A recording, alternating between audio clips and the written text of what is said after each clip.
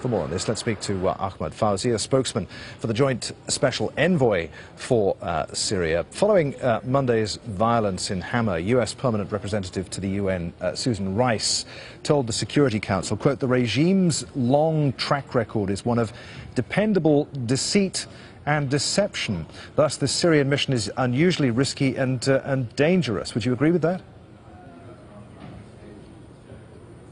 I would agree that the mission is dangerous and risky, and we are putting our men and women, our observers, in harm's way. There's no doubt about it. It's a risky venture, but it's a risk we have to take.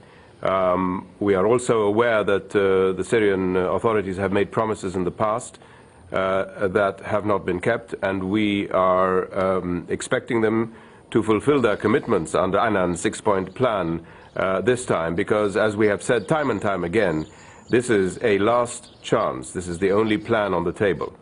How do you respond to the claim from Syrian activists that people were punished, both in Hama and Deraa, for coming out to greet the UN observers? With great concern.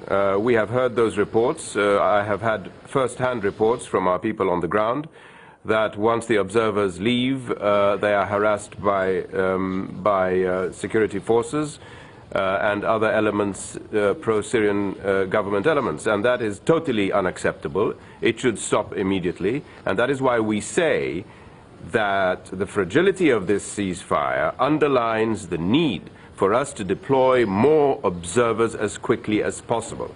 And if you ask me why, I will tell you that they change the political dynamics on the ground. It is true, we have seen when observers show up, the guns fall silent. When observers leave, they perhaps start again. But with continuous monitoring and observation, we hope to put an end to that pattern of behavior. So the Syrian government has been accused of not abiding by the key terms in Mr. Annan's peace plan. Do you think the only way to get them to do so is to put more UN monitors on the ground? We believe, Mr. Annan believes, that the only way to get them to do so is, A, asking countries with influence to continue putting pressure on the parties to implement the plan, and B, to deploy those monitors as quickly as possible, as long as the Secretary General deems the conditions on the ground are conducive to deployment. But we come back to where I started, if I may, for a few moments. You said that this mission is a dangerous one. Secretary General Ban Ki-moon says that Syria should provide full protection of UN monitors and ensure their freedom of access and movement. Do you have confidence that the Syrian government will do that, will allow that?